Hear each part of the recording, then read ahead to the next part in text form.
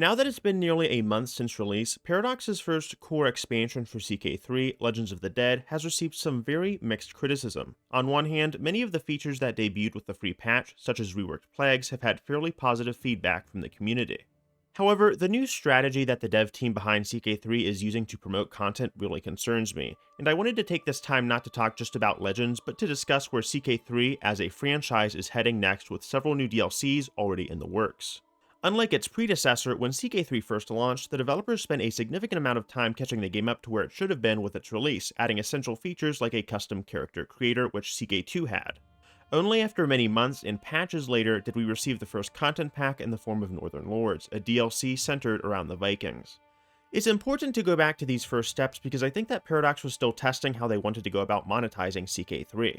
In hindsight, Northern Lords was a very tame content pack. It added several new features to the Norse culture, like being able to erect runestones and assign shield maidens. However, I want to come back to the fact that it also took quite a few pages out of a previous CK2 expansion, The Old Gods, with familiar features like blots and berserkers.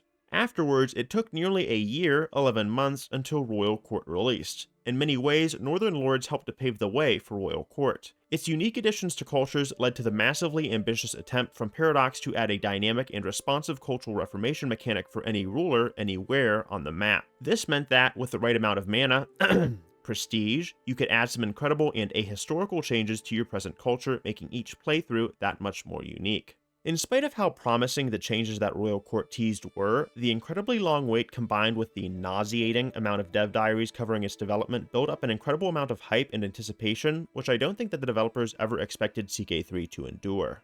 While I may not be the first to admit it, and this may even now come off as slightly controversial, many of the changes to culture that Royal Court brought with the 1.5 patch were fantastic additions to the game and added an immense amount of replayability, which I am all for.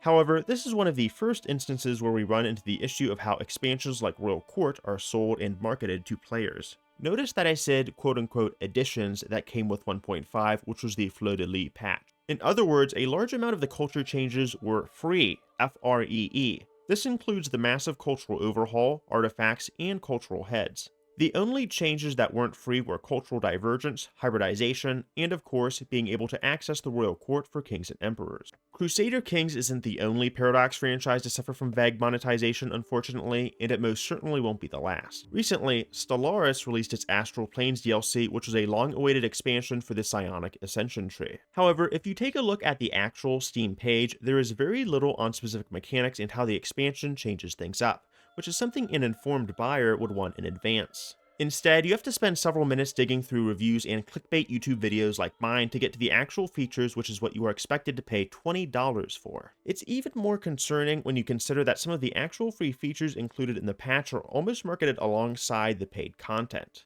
This is fine in the here and now, but in the future when players are looking back to these updates and there is an incredibly long list of patches to read through, it really muddies the waters on what they can expect to receive. This is even worse when the new paid features are, in cases like CK3, brought back from previous games that weren't included in vanilla. I don't want to start throwing accusations around left and right, but it's beginning to feel like Paradox is either getting lazy, ashamed of their new content, or a combination of both. If you reach or project into the actual content of Astral Planes, most of it is entirely unoriginal. Several of the systems are built on previous systems introduced by more fairly priced DLC like Ancient Relics and Utopia, and the comments have pointed that out. What's infuriating is that for $20, the features themselves are not that impressive, and while this is not a Stellaris review, a majority of your gameplay is going to boil down to waiting for archaeological dig sites to complete. Frankly, this is no more than a glorified event pack, which, by the way, is also a DLC for this game as well, a la Distant Stars. The line of reasoning that I'm trying to establish here is that there is a serious lack of awareness when it comes to players' well-being here. Not only are games like CK3 continuing to suffer from what appears to be weaponized incompetence on behalf of Paradox, but more and more paid content is relying almost entirely on past DLC. This is going to grow into a serious problem for CK3 when newer players realize that you need to buy $60 to $70 worth of content to have a meaningful experience with mechanics that should have been in the base game. But I think that's exactly the intention here. What is more likely, for a new player to sink several $100s into DLC for a game they've never played before, or to spend $10 for a month on an expansion pass? I think both you and I know the answer here. And, by the way, this is also incredibly predatory for players not located in the US. In Canada, for example, people are being eaten alive by exorbitant prices, and this is not just Paradox. While this is a much larger issue, inflation is making buying past content much harder as they are not bundled together, which is something that I will touch back on later. If you look at Legends of the Dead, this is very much the case. While activities are, in some regards, free, you are only really getting access to funerals with Legends of the Dead and not much more. This creates an unbalanced experience that is obviously going to lead players to want to play around with tours and tournaments, which greatly expands on activities conveniently. Legacy of Persia also has this issue with the intermezzo. With the release of Fate of Iberia, CK3's first culture pack for Spain, it introduced the Iberian Struggle, which was a new conflict that awarded certain interactions based off of characters' score in the Reconquista. By taking certain actions, characters could decide different outcomes for Spain depending on their personal choices, which gave players more agency, something I'm all for. However, when it came to making a culture pack for Persia, many players felt wronged. The intermezzo is essentially a less dynamic and shorter struggle. Furthermore, unlike CK2, there is no earlier start date, so you cannot play with Zoroastrian characters unless you convert or create an original character, all of which is going to be extremely hard in a Shia or Sunni-dominated Persia. You're not crazy if you're beginning to see a trend here. Paradox will release a promising DLC, receive positive feedback, and then create another expansion or culture pack that reuses most of the same ideas with a few bells and whistles tagged on. For every Fate of Iberia, we have Legacy of Persia. For every Tours and Tournaments, we have Legends of the Dead. And this even goes back to older content with Holy Fury, but that is an entirely separate video. Ever since the debut of CK3, marketing has aggressively pushed chapters for the game. Each chapter covers approximately 1 year worth of content for the game, and it feels like other Paradox titles, see Stellaris, are starting to take note of this strategy. My issue with this approach is that when you create bundles and begin to plan out and chart content to meet deadlines, there is little that can be done if the developers decide something won't work out. As much as players hate being left in the dark, I can't help but wonder if this is a better solution when the alternative could lead to a whole myriad of false promises. The point of this video isn't to pare down each DLC and criticize their individual features, but I do feel that it is important to discuss how these gameplay elements interact with each other, as this is an important part of how paid content is developed by Paradox. As an example, let's take a look at the capstone of Royal Court, the Cultural Overhaul. There is very little point in purchasing this DLC unless you are solely interested in cultures. As for the base game, you already have the options to add new cultural traditions via the new menu, and cultural divergence isn't really that big of a deal unless you are role-playing, which just leaves hybridization. Hybridization is a very interesting mechanic because not only was it teased by Northern Lords with Varangian adventures and achievements like Far From Home, which is rewarded by having your capital on an island in the Indian Ocean, but it offers a new way to interact with cultures by merging them together. And, by the way, I want to make it clear that something as wacky as hybridization is something that I am fine with being locked behind a DLC, but the way that it was implemented was incredibly lackluster, and therein lies the problem.